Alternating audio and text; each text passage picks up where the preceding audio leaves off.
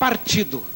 O processo de conscientização é uma unificação da fragmentação desses elementos.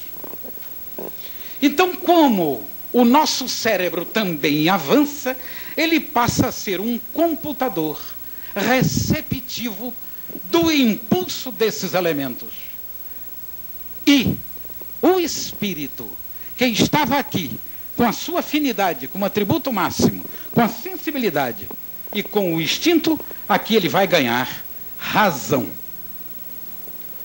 que é uma união de um processo que era fragmentário e que passou a ser um processo de totalidade.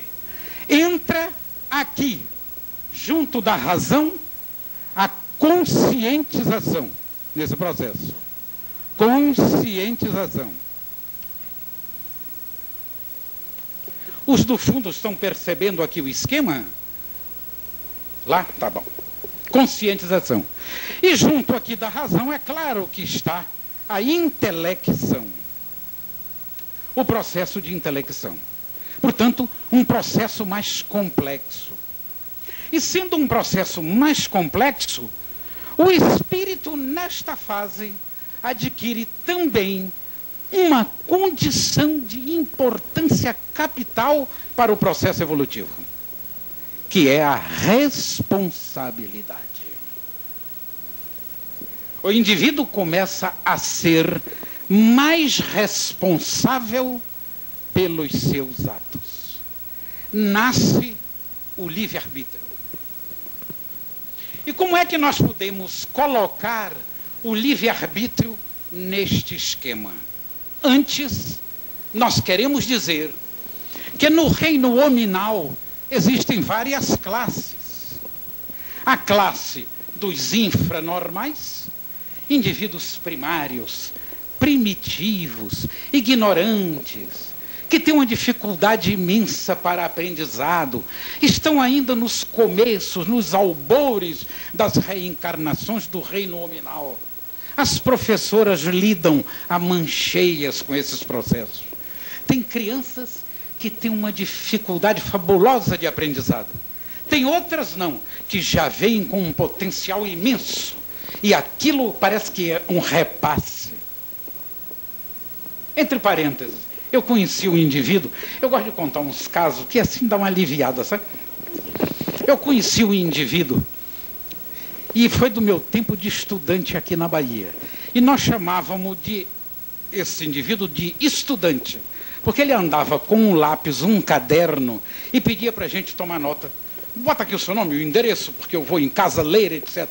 Ele era analfabeto e tinha uma vontade fabulosa de ler, mas era um indivíduo muito primário. O nome dele era José, eu não vou dizer o resto, de não sei o que, etc. O apelido Vaz Vaz, por aí vocês já viram, eu nunca vi José chamar Vaz Vaz. Já era um negócio fora do comum. E o estudante rolou por aí, anos depois eu voltei a Salvador e me encontrei na rua com o estudante. Aí dei um abraço grande a ele já estava até um pouco encanecido, essa coisa, eu também, porque eram uns 20 anos. Eu disse, como é que vai você, estudante? Como é que vão as coisas? E o seu estudo, trabalho? Eu disse, nem te conto. Fiz vestibular, eu quase desencarnei em pé. Como é que o indivíduo daquele ia fazer vestibular? Eu digo, não, senta aqui, eu quero saber o que é que há. E fui ver qual era o vestibular do Vaz Vaz. Ele tinha ido para uma cidade do interior, perdida por aí nesse Deus me livre, numa escola que a qualquer preço queria colocar o Vaz Vaz como estudante inicial do salto maternal para o primeiro grau. Esse era o vestibular dele. Eu disse, como é que foi, Vaz Vaz, o seu vestibular? Ele disse, imagine que eu cheguei, a professora olhou para mim, eu cheguei perto, contive a suspiração, palavras dele. E pediu para botar a mão dentro do balde. Era uma urna cheia de ponto, para ele tirar. Ele disse, meti a mão no balde e tirei o papelzinho. Aí ele parou, eu disse, tirou o ponto? Ele disse, isso mesmo. Eu disse, o que caiu? Ele disse, as 4 operação. Eu digo, então você abafou? Ele disse, não, tomei pau. Então o indivíduo primário, ele não saiu dessas posições iniciais, porque ele era um espírito primário. Por mais vontade que ele tivesse de alguma coisa, ele não conseguiu determinadas situações. Diferente de indivíduos que já nascem com genialidade fabulosa. Já nascem quase... Tem crianças hoje que vão aprender a ler na televisão. Vão ver assim, Coca-Cola, daqui a pouco Coca-Cola, daqui a pouco já sabe onde é que está um pedaço da cor, e da cola, e da lá, e coisa, e já lê, e pronto. É um fenômeno o negócio.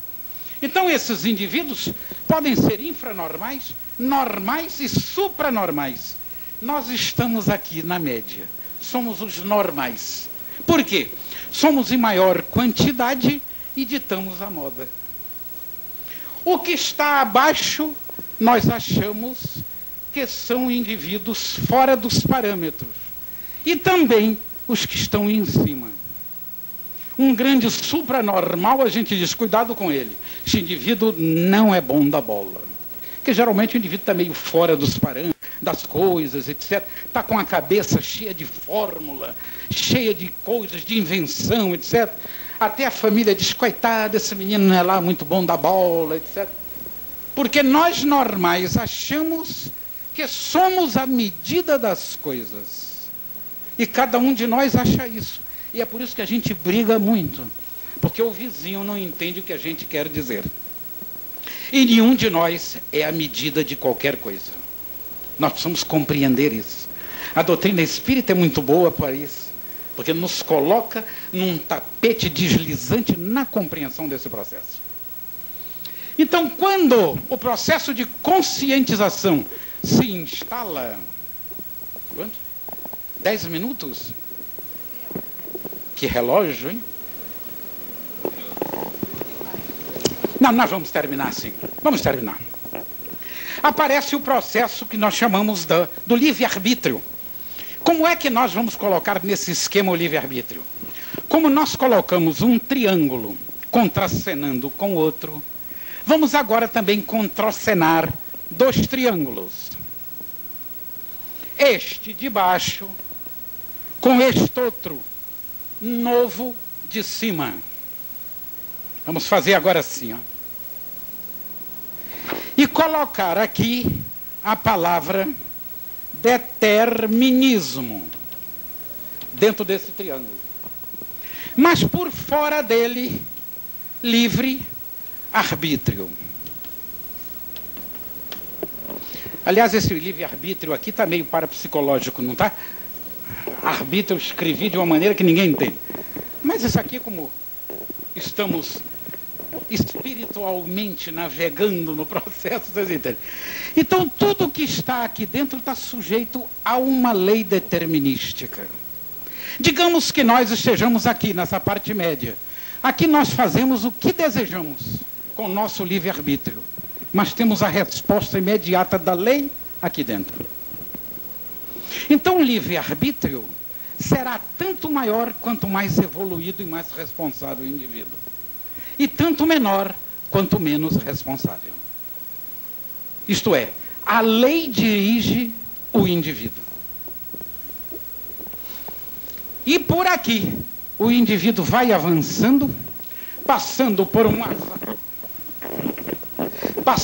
uma fase não mais de razão, ganhando um novo parâmetro superior, a intuição, que é uma nova aquisição do espírito nas futuras civilizações que nos aguardam. E que, por enquanto, ainda existe aqui ou ali, na Terra, devido ao processo evolutivo, indivíduos nas diversas faixas. Os infranormais, os normais, os supranormais e os supra de normais. Nós não sabemos o que é que está aqui em cima. Vamos chamar assim de arcanjos. Arcanjos, anjos, eu sei lá o que é que está aí para cima. Essa coisa toda. Que são indivíduos que vão manipular cada vez mais a lei. Nós poderíamos fazer um pequeno quadro aqui. Um retângulo para explicarmos o processo do livre-arbítrio, colocando esta linha AB como uma linha da evolução. Degraus evolutivos. De um lado, o determinismo, do outro, o livre-arbítrio. À medida que o indivíduo avança, a lei vai se abrindo para ele, e ele vai dominando o processo. Até que chega num ponto que ele não está mais dentro do seu livre-arbítrio, como aqui, mas sim num livre-arbítrio de abertura total. Ele passa a ser um co-criador divino. Vai auxiliar o trabalho de outros espíritos superiores dentro do concerto universal. Formação de galáxias, formação planetária, tal qual o nosso comandante Jesus, que está numa posição digna, evolutiva e avançada. Então, dentro desse processo evolutivo, o determinismo desaparece à maneira que o livre-arbítrio avança. Mas o indivíduo erra muitas vezes dentro do seu livre-arbítrio, mas responde dentro da lei os erros. E ficará no degrau tantas vezes quanto sejam necessárias até aprender condições de se suplantar e avançar. É como se fosse uma universidade. Ninguém passa de ano sem as provas conclusivas de equilíbrio e de ajuste. Então, diante disso tudo, o determinismo estaria neste esquema, nesta conotação, e que o tempo não dá para nós darmos uma abertura maior sobre o processo. Mas dizer que o livre-arbítrio é condição de avanço, de busca, e o indivíduo participa daquilo que nós poderíamos chamar processo de co-criação. Enquanto aqui, este espírito que avançou para esta zona e que chegou na faixa hominal, nós não podemos jamais dizer que o homem foi uma pedra, foi um vegetal. É claro que elas, nesta fase, foram as flores. Isso é para ganhar o pessoal. A quantidade é maior, eu não sou bobo, né? Nesta fase que está aqui, o indivíduo vai avançando, avançando, e os elementos do livre-arbítrio que vão se abrindo cada vez mais, vai mostrando condições que o indivíduo sai do grupo espécie, do grupo que está preso, para se tornar cada vez mais independente. Então o indivíduo que estava na alma grupo vai tornar-se indivíduo, ter o seu eu, e que vai desenvolver este eu, sendo individualizado por um processo que o Jung chama de individuação, que é o crescimento do indivíduo dentro daquilo que poderíamos chamar realização, que são as experiências da vida. Se nós aqui jamais, não devemos jamais dizer que fomos uma pedra, que fomos um vegetal, que fomos determinado animal, mas que dentro do processo evolutivo a contingência espiritual foi evoluindo e ganhando novas formas. E ganhando novas formas até a forma hominal. Então o homem não foi pedra, não foi vegetal, não foi cavalo, não foi burro, se bem que alguns ainda não saíram muito dessa posição, mas que estamos sempre avançando. E aí podemos dizer, e agora para terminar,